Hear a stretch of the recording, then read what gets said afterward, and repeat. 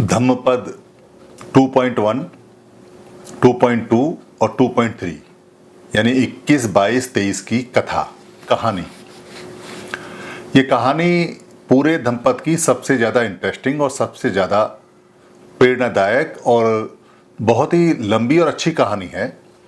ये कहानी दो रानियों की है, एक सामावती और एक मागंडीय या मागंदीय। मागंडीय और सामावती की ये कहानी उद्यैन जो राजा थे, राजा उदयन या उद्यैन दोनों नाम उनके बोले जाते हैं, वो उनके पति थे, उनके राजा थे।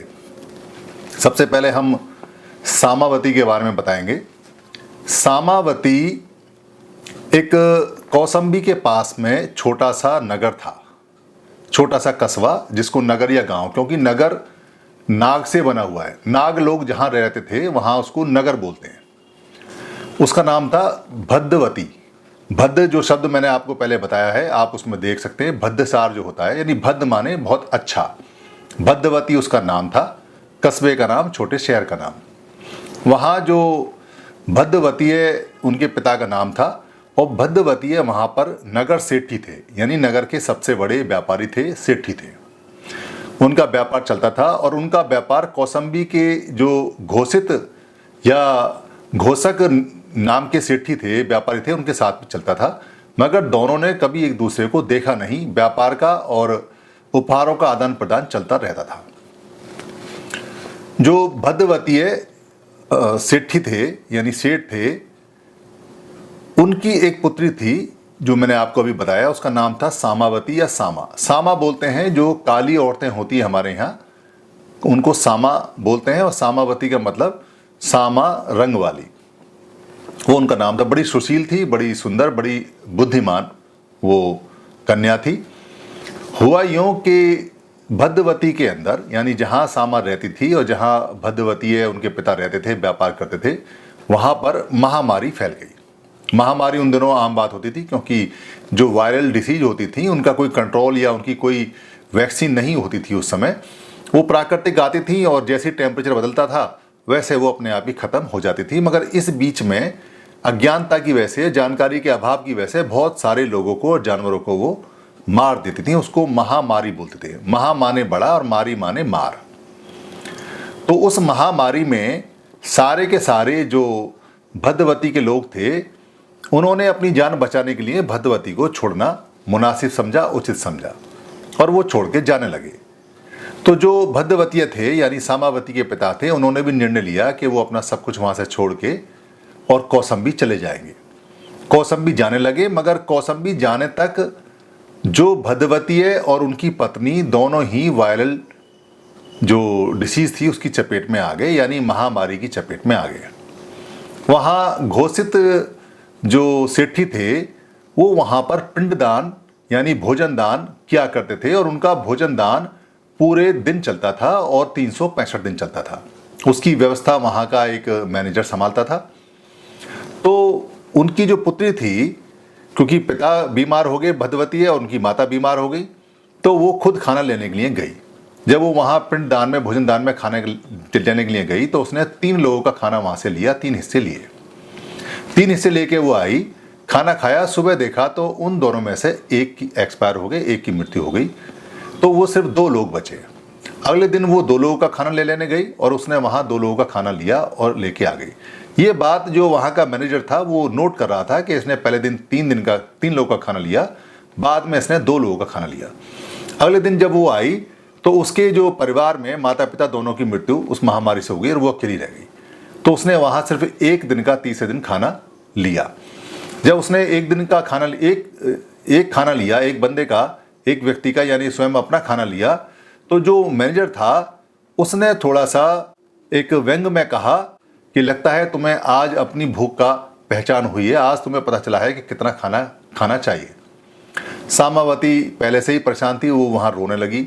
उसने कहा, क्या बात करते हो भाई, पहले दिन हम 3 लोग थे, मेरे माता पिता, मैं, दूसरे दिन हम 2 लोग रह गए और आज मैं अकेली रह गई। मेरे माता पिता एक्सपायर हो गए, वो मृत्यु को प्राप्त हो गए। ये सुन के जो मैनेजर था वो बड़ा व्यग्र हुआ, उदास हुआ, और उसने कहा कि ढाढ़स बंधाया कि अब तुम अकेली हो तुम मेरी पुत्री बन के रहो, और ये जो यहाँ काम चलता है भोजन दान का, ये बड़ा वैसा काम है, यहाँ बड़ा शोर शराबा रहता है, तुम इसको थोड़ा सा संभालो और यहीं रहो।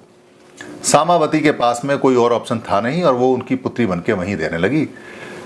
तो जब वहाँ उसने देखा, क्योंकि बुद्धिमान थी, तो उसने सारी व्यवस्था बहुत अच्छी कर दी। पहले जो आता था, खाना खाने वाले, खाना लेने वाले, खाना जाने वाले, उन सबका आना जाना एक ही गेट से होता था। उसने अपनी बुद्धिमानी से आने जाने वालों का रास्ता अलग अलग करा दिया। वहाँ फिर बिना कोलाहल के, बिना शोर शराबे के खाने की व्यवस्था, भोजन की व्यवस्था चलने लगी। जो घोषित थे, घोषित ने जब ये देखा कि अब यहाँ शोर शराबा नहीं होता, तो बड़े प्रसन्न हुए, और जब ये पूछा कि ये कैसे हुआ, तो उसने कहा कि ये मेरी पुत्री ने किया है। मैनेजर ने कहा, घोषित ने कहा कि जहाँ तक मुझे मालूम है आपकी कोई पुत्री तो है नहीं। उसने फिर सारी घटना बताई, और बताई कि ऐसे ऐसे ये भद्रवती से आए हुए हैं, जो भद्रवती व्यापारी थे, उनकी सेठी है, उनकी पुत्री है ये सुनकर जो घोषित थे उनको बड़ा आघात लगा, क्योंकि वो दोनों दोस्त थे मगर एक दूसरे को देखा नहीं। वो उसको अपने साथ ले गए और अपनी पुत्री बना के उसको रखा, और वहाँ सामावती अपना रहने लगी। सामावती जब वहाँ रहने लगी, तो अब कुछ दिनों बाद वहाँ एक मेला हुआ। उस मेले में वो गई, और मेले में जाके, क्योंकि वो सुंदर थी, युवती थी, जवान थी, सुशील थी, बुद्धिमान थी, इसलिए मेले में जब गई तो राजा उदयन की निगाह उस पर पड़ी, और राजा उदयन मोहित हो गए, और राजा उदयन ने घोषित से उनके विवाह का प्रस्ताव किया और मांगा, उनका हाथ मांगा। क्योंकि सेठी, नगर सेठी की एक अपनी पहचान होती है, नगर सेठी बहुत पावरफुल होता है, इसलिए घोषित ने मना कर दिया कि नहीं, मैं अपनी पुत्री की शादी आपसे नहीं करूंगा। मगर सामावती बहुत सुलझी हुई थी, वो जानती थी कि अगर ये मेरे दत्तक पिता अगर मना करेंगे तो राजा उदयन इनका नुकसान कर देंगे, इसलिए उसने कहा कि आप चिंता ना करें, मैं बात करती हूँ और आपकी इज्जत पे कोई आंच नहीं आएगी। वो राजा के पास गई, वहाँ उसने शर्त रखी कि वो उसको पटरानी बनाए। पटरानी बनाने के बाद अगर वो बनाता है तो ठीक है। फिर वो दोनों की शादी हुई, और वो राजा उदयन की पटरानी सामावती बन गई। ये सामावती के राजा उदयन के महल में पहुंचने की कहानी है। अब मागंडिया क्या थी? मागंडिया कम्मासपुर में बाहर से आया हुआ व्यक्ति भारत में रहता है, उसको बही बोलते हैं। तो एक मागंडिया नाम के बही कम्मासपुर में रहते थे। कम्मासपुर धम्म जो नगर है वो कुरु प्रदेश का है। कुरु प्रदेश जिसको आज की डेट में हरियाणा और पंजाब बोलते हैं, वो कुरु प्रदेश है। आपने कुरुक्षेत्र का नाम सुना होगा, कुरु यहीं से बना हुआ है। तो कुरु जो प्रदेश था, उस कुरु प्रदेश के एक छोटे से नगर कम्मासधम जो निगम है, जहां आज की डेट में कम्मास का बहुत बड़ा पगोड़ा भी बना हुआ है, और वहां पे विपस्सना सिखाने का कम्मासपुर धाम के नाम से एक बाकायदा गुरुजी एस.एन. गोयरका जी ने वहां विपस्सना का केंद्र भी बनवाया है। तो ये वहां की घटना है। वहां पर जो मागंडीय एक नाम का व्यक्ति था, वो अपनी एक रूपवती लड़की जो मागंडिया जिसका नाम था, उसके लिए एक अच्छे वर की तलाश में था। वहीं पे जो भारद्वाज नाम का बही एक व्यक्ति था, वो वहाँ एक आश्रम बना कर रहता था। जब भगवान बुद्ध कम्मासपुर धम्म में आए तो वहाँ जो भारद्वाज नाम का व्यक्ति था उससे वार्तालाप हुआ। वार्तालाप में वो निकम्मा साबित हुआ, तो भगवान वहाँ से चल दिए। भारद्वाज के आश्रम में उस व्यक्ति ने, जो मागंडिया था, उसने देखा था भगवान बुद्ध को, और वो उन पे मोहित हो गया। उसको लगा कि मागंडिया जो उसकी पुत्री है, उसके लिए ये व्यक्ति अच्छा रहेगा। हालांकि ये समन है, ये शादी नहीं करेगा, मगर मेरी जो पुत्री है वो इतनी रूपवती है कि वो इसको मोह लेगी। ऐसा सोच के वो दौड़ा दौड़ा घर गया, और वहाँ जाके उसने अपनी पुत्री को और पत्नी को कहा कि जल्दी से चलो, हमें एक बहुत अच्छा वर दिखाई दिया है, शायद हमारी बात बन जाए। जब वो वहाँ से गए तो उन्हें पता चला कि अब ये जो भारद्वाज व्यक्ति था, उसके यहाँ से भगवान बुद्ध उसको निकम्मा कह के आगे बढ़ चुके हैं। तो वो पीछे पीछे उनके गया। वहाँ जाके उसने नमस्कार किया, और नमस्कार करने के बाद में कहा कि मैं अपनी पुत्री का हाथ आपको देना चाहता हूँ, आपसे शादी कर लीजिए और मुझे अनुग्रहित कीजिए। भगवान बुद्ध ने ये कहा कि मैं वीतरागी हूँ, वीतकामी हूँ, और मैं अब सम्यक संबुद्ध हूँ, मैं शादी नहीं कर सकता, मैं इन सबसे परे हो चुका हूँ। उन्होंने इससे आगे ये कहा कि जब मैं बोधि वृक्ष के नीचे बैठा हुआ था और मार ने मुझ पर हमला किया, तो उसकी जो 3 पुत्रियाँ थीं, तृष्णा यानी तणहा, ऐरती और तीसरी पुत्री का नाम था राग। यानी जो ये राग और ऐरती और तृष्णा जो थी, इन तीनों ने, ये तीनों क्वालिटी हैं, कोई औरत का नाम नहीं है। जो तृष्णा है, तृष्णा का मतलब तढ़ा होता है, क्रेविंग्स होती हैं जिसमें हमें चाहिए चाहिए होता है या बहुत ज़्यादा आसक्ति हो जाती है। और ऐरती का मतलब है कि आसक्ति ना हो, यानी उसमें रत ना रहें। और जो राग है, राग का मतलब है कि किसी चीज़ की बहुत ज़्यादा इच्छा होती है, उसको राग बोलते हैं। तो इसका बहुत ज़बरदस्त हमला जब उन पर हुआ था तो वहाँ भी उन्होंने उसको विफल कर दिया। तो उन्होंने कहा कि अब मेरी कहीं कोई इच्छा नहीं है, और जो शरीर होता है वो मलमूत्र से भरा होता है, बेशक कोई कितना भी सुंदर हो, मैं अपने पैर से भी उसको छूना पसंद नहीं करूँगा, क्योंकि अब मैं सम्यक संबुद्ध हूँ, मुझे इसकी आवश्यकता नहीं है। ऐसा कहने के बाद में जो वो मागंडीय नाम का व्यक्ति था, उसने उनको नमस्कार किया और वो दोनों पति पत्नी ने उनकी शरण में गए और वहाँ वो अनागामिक हुए। मगर जो मागंडिया थी, मागंडिया को अपने सौंदर्य पे, अपने रूप पे बड़ा घमंड था। और जब उसने भगवान बुद्ध के ये वचन सुने कि वो मलमूत्र से भरा हुआ शरीर होता है और वो ऐसी चीज़ को किसी को अपने पाँव से भी छूना नहीं चाहेंगे, क्योंकि अब वो सम्यक संबुद्ध हो गए और उसके आवश्यकता भी नहीं है, तो वो पूरे जीवन भर के लिए भगवान बुद्ध की बैरी हो गई, दुश्मन हो गई। चूँकि वो दोनों अनागामिक हो गए, उन्होंने शरण भगवान बुद्ध की ले ली। जो उसके माता पिता थे वो अकेली रह गई। तो जो मागंडी उसके चाचा थे, चाचा के पास वो रहने लगी। एक बार वो चाचा के साथ कौसंबी में गई। कौसंबी में जाने के बाद में जो राजा उदयन थे, राजा उदयन को वो पसंद आई और राजा उदयन ने मागंडिया से शादी कर ली और उसे भी पटरानी बनाया। अब कहानी के अंदर सामावती भी पटरानी है और मागंडिया भी पटरानी है। मागंडिया भगवान बुद्ध की जीवन भर की बैरी है, क्योंकि किसी स्त्री को अगर अपनी सुंदरता पे बड़ा घमंड हो, बड़ा अभिमान हो, बड़ा मान हो और वो उसी में जीती हो, उससे बाहर ना निकल पाए, और वो कोई उसकी सुंदरता के बारे में ऐसे शब्द कह दे, जाने में या अनजाने में या सच में जो सही बात है वो कह दे, तो वो सत्यता की तरह से नहीं देखती, उसको अच्छी निगाह से नहीं देखती, वो बुद्धि पे उसको नहीं परखती और वो उसको दिल से लगा लेती है और वो उसकी जीवन भर के लिए दुश्मन बन जाती है। ये स्त्री का एक गुण है, ये मागंडिया के अंदर भी था। अब सामावती, मागंडिया और उदयन, तीन लोग वहाँ हो गए कौसंबी के राजघर घराने में। आगे की कहानी और भी ज़्यादा इंटरेस्टिंग हो जाती है। बुद्ध चारिका करते हुए कौसंबी आते हैं। कौसंबी में जो घोषित हैं वो उनके लिए एक आराम यानी विहार बनवाते हैं, जिसको घोषित आराम भी बोला जाता है। तो घोषित वहाँ के 3 नगर सेठ हैं, एक घोषित हैं, एक कुक्कुट हैं और एक पावरिक हैं। तीनों ही उनकी सेवा में लग जाते हैं और तीनों ही उनके शिष्य बन जाते हैं, उनके शिष्य बन के उनकी सेवा करते हैं। उधर राजमहल के अंदर एक खुजुत्रा नाम की दासी है, सेविका है, जो सामावती की सेविका है, प्रमुख सेविका। वो उसको, सामावती उसको रोज 8 कासापर्ण यानी मुद्राएं देती है फूल खरीदने के लिए, जो उसे सुबह फूल खरीद कर लाने होते हैं।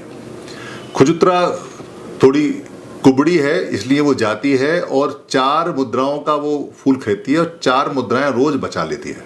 ये उसकी दैनिक जो चर्या थी उसके अंदर ये बात चलती रहती है। जब भगवान बुद्ध वहाँ आते हैं तो जो दुकानदार होता है, जो फूल बेचता है, वो खुजुत्रा से कहता है कि आज मैं बहुत ज़्यादा बिजी हूँ, बहुत ज़्यादा मैं आज व्यस्त हूँ और तुम थोड़ा सा मेरी मदद करो, क्योंकि मैं अपने फूल भगवान बुद्ध को अर्पित करना चाहता हूँ और उसके बदले में मैं तुम्हें और फूल दूंगा, तुम तब तक थोड़ा मेरा काम में मदद करो।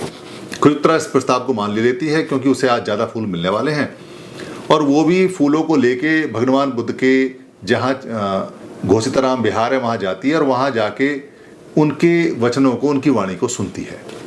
जब वो उनके वचन और वाणी सुनती है तो उसे इस बात का एहसास होता है कि जो जीवन वो जी रही है, चोरी का जीवन, 4 मुद्राएं रोज चुराने का जीवन, उससे तो उसके शरीर की और उसके मन की हानि बहुत ज़्यादा है। अब के बाद वो ऐसा नहीं करेगी और वहाँ से वो सोतापन होती हुई आती है। और जब वो रानी के पास फूल लेके जाती है तो उस दिन उसके पास 8 मुद्राओं के वो फूल खरीदती है और रानी को 8 मुद्राएं भी वापस कर देती है। सामावती उससे पूछती है कि ये इतने सारे फूल भी लेके आई है और 8 मुद्राएं कासापर्ण जो वापस कर रही है, क्या कारण है? तब वो बताती है कि मैंने जीवन भर जब भी फूल लिए 4 मुद्राएं रोज चोरी की हैं और मैं ये काम करती थी तो सामावती ने पूछा आज क्यों नहीं किया? तो उसने बताया कि आज जो सम्यक संबुद्धाएं हैं, भगवान बुद्धाएं हैं, मैं वहाँ गई थी, उनका मैंने वचन सुना तो मेरा मन अब पूरी तरह से ठीक हो गया है। अब ये बीमार मन पूरी तरह से स्वस्थ है, अब मैं ऐसा काम नहीं करूँगी। सामावती उसे डांटने की बजाय उससे कहती है कि ठीक है, तुम हमें वो बताओ जो भगवान बुद्ध ने तुम्हें बताया है। और वो अपनी 500 सहेलियों के साथ में तैयार होकर अच्छे मन से वो बात सुनती है। खुजुत्रा ऐसे के ही ऐसे शब्द जो वहाँ उसने सुने हैं, जो वाणी वहाँ सुनी है, वो बताती है। उसे सुन के वो 500 की 500 जो सेविकाएं और जो स्त्रियां होती हैं, जो उनकी सामावती की सहेलियां होती हैं, वो सभी की सभी सोतापन्न हो जाती हैं। उनको भगवान बुद्ध की बात बहुत अच्छी लगी और वो उनकी अनुयायी हो जाती हैं। उनकी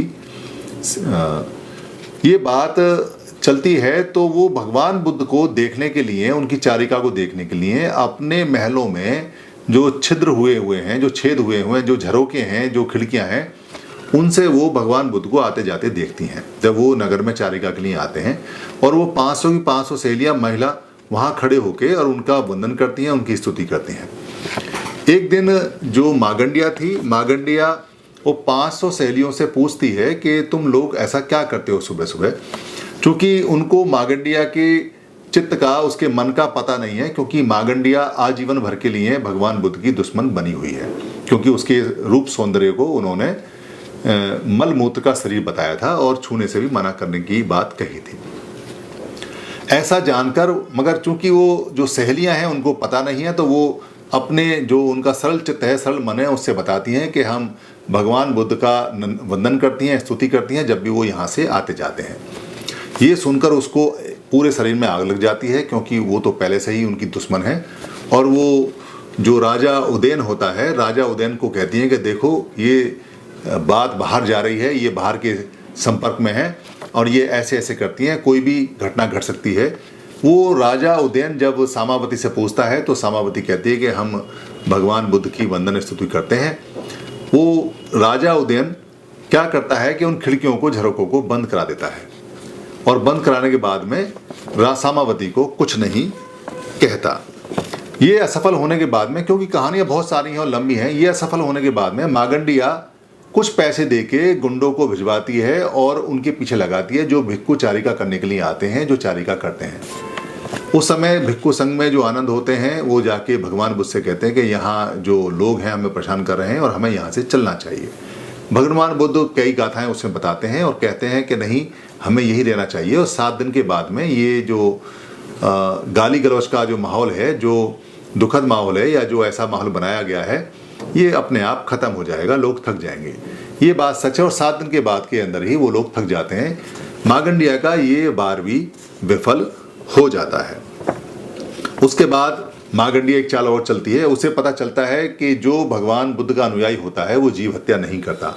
ऐसा जानकर वो अपने चाचा, जो मागंडिया चाचा हैं, उनको बुलाती है और उनसे 8 पक्षी जीवित और 8 पक्षी मृत लाने को कहती है। और वो फिर राजा से कहती है कि देखो, ये मैं तुम्हारे लिए 8 पक्षी मैंने पकड़वाए हैं जंगल से, आप इनका स्वादिष्ट भोजन करें और इनको पकाएं। राजा कहता है कि इनको अच्छा कौन पकाएगा?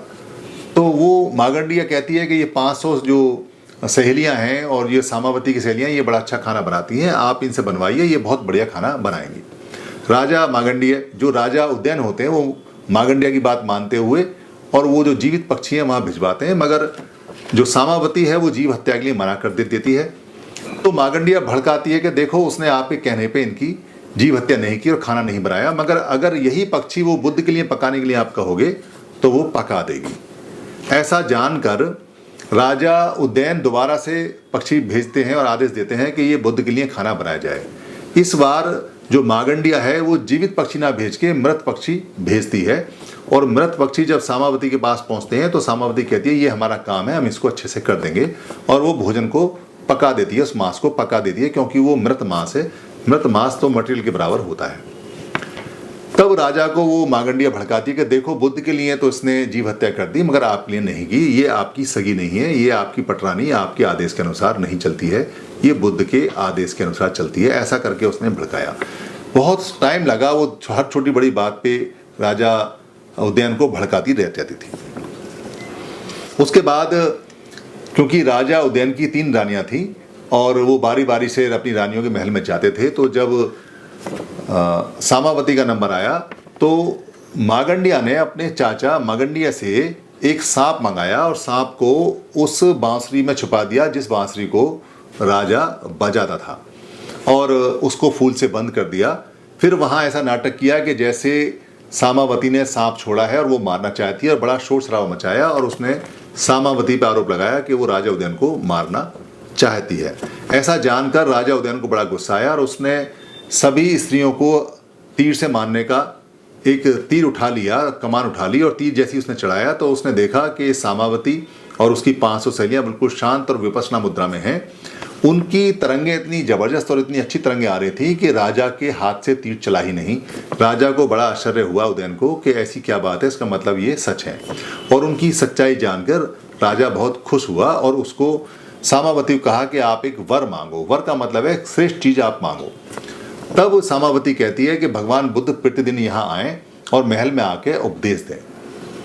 भगवान बुद्ध के पास जब ये मैसेज पहुंचाया गया कि राजा उदयन चाहते हैं कि आप प्रतिदिन उनके महल में आके और वहाँ बुद्धवाणी करें, प्रवचन दें और जो धम्म देशनाएं उसको करें, तो बुद्ध ने बड़े नम्रता से कहा कि बुद्ध जो होते हैं वो लगातार एक जगह नहीं जाते कभी भी, भोजन के लिए, पिंडपात के लिए, चारिका के लिए, या वचन या प्रवचन या धम्म देशना के लिए। ऐसा सम्यक सम बुद्धों का नियम है। मगर आनंद आ जाएंगे। आनंद वहाँ अपने भिक्षुओं के साथ में जाते हैं और जाके वहाँ पर वो देशना देते हैं। देशना से सुनने के बाद वो बहुत खुश होती हैं, लाभान्वित होती हैं। 500 उनकी जो 500 सहेलियाँ होती हैं और वो अपना जो ओढ़ना है, जो महंगा ओढ़ना है, वो उनको दान में दे देती हैं। आनंद 500 ओढ़ना लेके और बहुमूल्य ओढ़ना लेके बिहार में आ जाते हैं।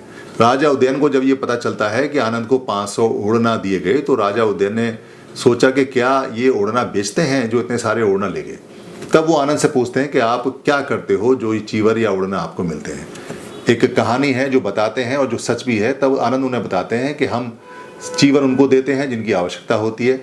जो पुराने चीवर होते हैं उनको फिर हम बिछा लेते हैं, और ज़्यादा पुराने चीवर होते हैं तो हम उनका तौलिया बना लेते हैं, और ज़्यादा पुराने चीवर होते हैं तो हम उनका पैर पोंछने का पोंछना बना लेते हैं, और ज़्यादा पुराने चीवर होते हैं तो हम उनको पायदान बना लेते हैं, और ज़्यादा अगर चीवर पुराना बेकार हो जाता है तो हम उसकी लुगदी बना लेते हैं और ढल्ला या कोई बर्तन बना लेते हैं, और भी अगर ज़्यादा हो जाए तो हम उसकी दिया बाती बना लेते हैं। तो राजा ने कहा कि मैं बिल्कुल प्रसन्न हुआ, धन्य हुआ कि आप इतना अच्छा इस्तेमाल करते हैं, और मेरी तरफ से 500 चीवर और। राजा उदयन उनको 500 चीवर और देते हैं। तो मागंडिया के सारे जितनी भी चालें हैं वो लगातार उल्टी पड़ती जाती हैं। अब इतनी सारी चालें उल्टी पड़ने के बाद में मागंडिया, क्योंकि मागंडिया को भगवान बुद्ध से बहुत ज़्यादा द्वेष है और वो बदला लेना चाहती है, तो भगवान बुद्ध से तो बदला नहीं ले पाती। वो क्या करती है कि जब राजा उदयन शिकार पर जाते हैं तो पैसे देके गुंडों को और 500 सहेलियों सहित राजा जो रानी सामावती है उनके महल को दरवाज़ा बंद करके और आग लगवा देती है। आग लगवा के उनको जीते जी जलवा देती है। भगवान बुद्ध से जब पूछा जाता है कि जो 500 ये स्त्रियां मृत्यु को प्राप्त हुई हैं उनकी क्या स्थिति है, तो वो बताते हैं कि कुछ इनमें से सोतापन्न हुई हैं, कुछ इनमें से सगदागामी हुई हैं, कुछ इनमें से अनागामी हुई हैं। तो इस तरह से वो उनकी स्थिति बताते हैं। राजा उदयन को जब पता चलता है कि ऐसे ऐसे उनकी रानी मारी गई और उनकी जो सहेलियाँ थी वो मारी गई, तो बड़े दुखी होते हैं। मगर वो जानते हैं कि ये सारा काम मागंडिया ने किया है। मागंडिया के मुंह से उगलवाने के लिए वो एक अभिनय करते हैं कि सामावती बड़ी दुश्मन थी, कभी सांप छोड़ती थी, कभी कुछ करती थी। अच्छा हुआ किसी मेरे शुभचिंतक ने मुझे बचा लिया, और मैं उस शुभचिंतक का बड़ा आभारी हूँ और मैं उसकी बड़ी सेवा करना चाहता हूँ। मागंडिया अपने दम में आके सारी बात उगल देती है कि उसने किया है, और अपने चाचा जो मागंडिया चाचा था और बाकी जो रिश्तेदार थे उनकी मदद से किया है। राजा कहता है कि आप उनको बुला लीजिए, मैं उनको इनाम दूंगा, और वो जो उनके जितने भी आए हुए जितने भी रिश्तेदार वगैरह थे उन सबको बुला लेते हैं। बाहर से आए हुए जो भी मागंडिया के रिश्तेदार थे वो उन सबको बुलाते हैं। राजा उन सबको बुला के और उनका बड़ा खातिरदारी करता है। फिर उनको नाभि तक जमीन में गड़वा देता है। उसके बाद उनको हाथियों से कुचलवा देता है और ऊपर उनके जीवित उनको आग में लगा देता है। उसके बाद उसके टुकड़े करके और मागंडिया को खिलाने पे मजबूर करता है ताकि मागंडिया खाए, और फिर मागंडिया को वो मार देता है। इस प्रकार मार्कंडेय की कहानी का, सामावती की कहानी का अंत होता है। जो कथाएं कही गई हैं उनकी गाथा 2.1 इस प्रकार है।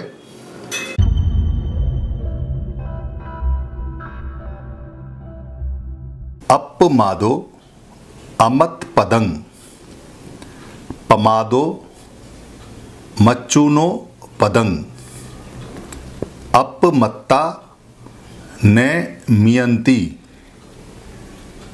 ये पमत्ता यथा मता। अपमादो अमत पदंग, अपमादो का मतलब है पमाद वाला, यानी कि जो प्रमाद ना करता हो, जो संयत हो, यानी कि जो राग द्वेष में लिप्त ना हो, उसको बोलते हैं अप्रमादी या अपमादो। अप्रमादी बोलते हैं उसको संस्कृत भाषा में, और पमादो यानी पमादो अपमादो बोलते हैं उसको पाली भाषा में। अमत पदंग, अमत पदंग का मतलब है, एक होता है मत, मत माने होता है जो नशे में रहे, जो संयमित ना रहे, जो राग द्वेष में लिप्त रहे, उसको बोलते हैं ये बड़ा मत है। मत का मतलब यहाँ मस्त से भी आता है, कह रहा बड़ा मस्त घूम रहा है, यानी बड़ा मत है। और अमत का मतलब है कि जो संयमित हो, राग द्वेष से दूर हो, और जिसने अपने आप को बुराइयों से बचा लिया है, उसको अमत बोलते हैं। और जो ऐसा व्यक्ति होता है वो उसको बोलते हैं अमत पदंग, यानी कि उस पद वाला है। पमादो, पमादो का मतलब है जो प्रमाद करने वाला व्यक्ति है, पमादो। पमादो मच्चुनो पदंग, मच्चू का मतलब है यहाँ पे, मच्चू जो बोलते हैं वो है मृत्यु। पाली में जो मच्चू है उसको संस्कृत भाषा में मृत्यु बोलते हैं। यानी जो पमादो है, जो राग द्वेष से लिप्त है, मच्चुनो पदंग का मतलब है कि वो मृत्यु के पद को प्राप्त होता है, वो बड़े दुख में, बहुत परेशानी में और मृत्यु के समान पद में रहता है।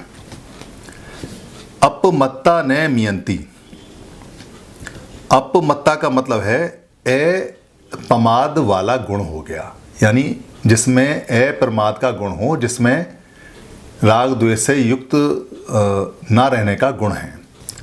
अमत्ता ने मियंती, यानी ऐसा व्यक्ति जो प्रमाद नहीं करता, ने माने नहीं और मियंती माने मरता है, ऐसा व्यक्ति नहीं मरता है। ये पमत्ता यथा मता, ये माने जो, पमत्ता माने जो प्रमाद में रहने वाला है, यथा माने जैसे, और मता माने मृत के समान, या बिल्कुल जो असंयमित होता है उसके समान वो होता है। ये पहली गाथा है। इस गाथा की 2.1 यानी 21वीं, उसका ये गाथा का सार है। एक बार मैं हिंदी में आपको फिर बता देता हूँ। अपमादो अमत पदंग पमादो मच्चुनो पदंग, यानी कि जो अप्रमाद में रहता है, जो राग द्वेष से दूर रह जाता है, वो अमृत पद यानी कि जो निर्माण पद होता है, एक तरह से जो उच्चतम पद होता है साधना का, उसको प्राप्त करता है। और जो प्रमादी होता है उसको लगभग मत प्रद यानी मृत्यु के समान वो पद उसे मिलता है। और जो अप्रमाद वाले लोग हैं वो कभी नहीं मरते, और जो प्रमाद वाले व्यक्ति हैं जो राग द्वेष पड़े रहते हैं, वो तो समझो जैसे जिए ही नहीं है, वो तो मरे के समान ही रहते हैं। यानी कि जो राग द्वेष में व्यक्ति रहता है, जो प्रमाद में रहता है, वो लगभग मरे के समान होता है। और जो राग द्वेष में लिप्त नहीं रहता है, वो अमृत पद यानी निर्माण पद, निब्बान पद के साथ में लगभग रहता है। 2.2 और 2.3 के बाद लगातार है। ये गाथा और कथा जो अपमादवक की हैं, ये बहुत मशहूर कहानी है। और बताते हैं कि सामावती का जो एरिया है, सामावती का जो टेम्पल है, वो दिल्ली के पास में, आर के पुरम के पास में है। आर के पुरम के पास में सम्राट अशोक ने वहाँ अपना शिलालेख भी लगवाया है, जो शिलालेख आज भी वहाँ पर है। और कालका जी का जो मंदिर है वो बताते हैं कि वो रानी सामावती का टेम्पल है। ये कहानी कम्मासपुर की और दिल्ली के आसपास की है। और दिल्ली के आसपास जो गेटर क्लास का और कैलाश कॉलोनी का एरिया है वो बड़ा फेमस है। उसकी जो पहाड़ी है, वो पहाड़ी उस कहानी को बार बार बताती है, ऐसा इतिहासकार बताते हैं। वहाँ जो शिलालेख है वो नेट पर देखा जा सकता है। शिलालेख पूरी तरह से अशोक लिपि में लिखा हुआ है। धन्यवाद।